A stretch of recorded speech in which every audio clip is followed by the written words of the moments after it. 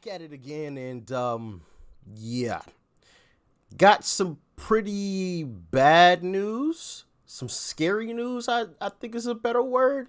This is pretty scary, and it reminds me of this video that we checked out from James Klug. I don't know how to pronounce his last name, but shout out to him. I'm gonna play this clip from one of his videos really quick, and then we're gonna jump into what I have for you guys. Let's jump into this. Take a look at this. This right here. Right. The light's on, but nobody's home. The light is on, but nobody's home. Now, I want you guys to take a look at what happened recently with Joe. Exhibit A, ladies and gentlemen. Exhibit A.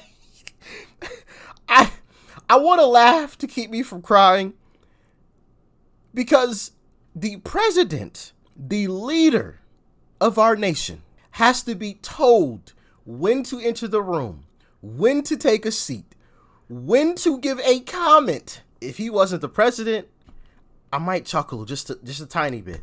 This is the leader of our country. It says, let's read what the card says. It says, you enter the Roosevelt room and say hello to participants. You take your seat. He has to be told when to sit down. Press will enter.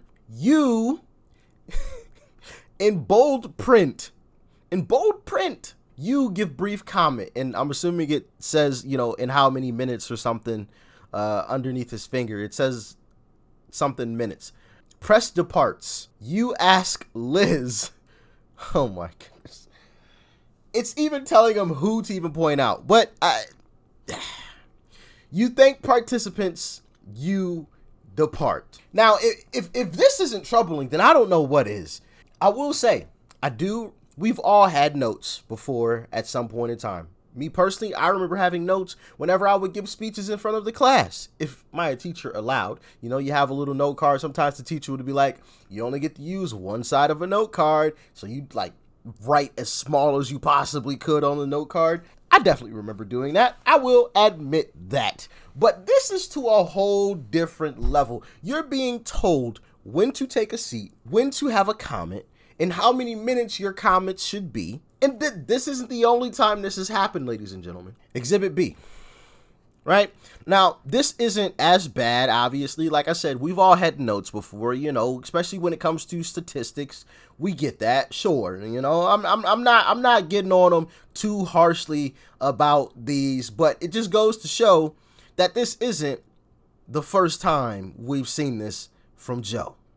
Another one. A list of all the people from the press that he needs to call on. It even looks like this is numbered. It looks like number 9. That's the 9th person you need to call on. And he might even have to peel them off as he calls on them so he doesn't call on them again. Once again, not crazy. Not crazy, right? All right, you got your lineup of people you want to call on because they've been nice to you. All right, I get it.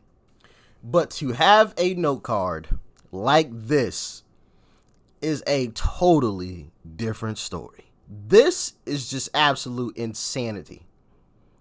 Insanity. This is scary. We should be worried about this. We should be scared. And I'm not trying to fearmonger or anything like that. That's not what I'm doing here. But, all seriousness, jokes aside. I understand this is an old man. We are all going to get old someday or hope to get old someday. That is a beautiful thing. That means you've been blessed to be on this earth a long time. That is a wonderful thing. That is not what I want to make this out to be. But if the president, the person that is supposed to be running this country, needs to be told when to take a seat, when to speak, how long to speak, we've got some issues. We've got some major issues. And it also goes to show that the conspiracy theory that was out there for a while, that he's not actually the one running the show, may actually be true. And once again, I'm not a conspiracy theorist, but as one of you pointed out, and I always reference this because it was one of the greatest comments I've seen in a while. The difference between a conspiracy theory and the truth is 6 to 7 months. And lo and behold, look what we have here. So my question is, who's actually running the show? Is it Kamala? Do you think AOC's low-key behind the scenes running the show? Is it old Pete? Who's actually running the show? Who's telling him all of these things to do and to say? What to sign? What not to sign? This is very troubling. And I'm looking for your honest answers. Who do you guys think is actually running the show?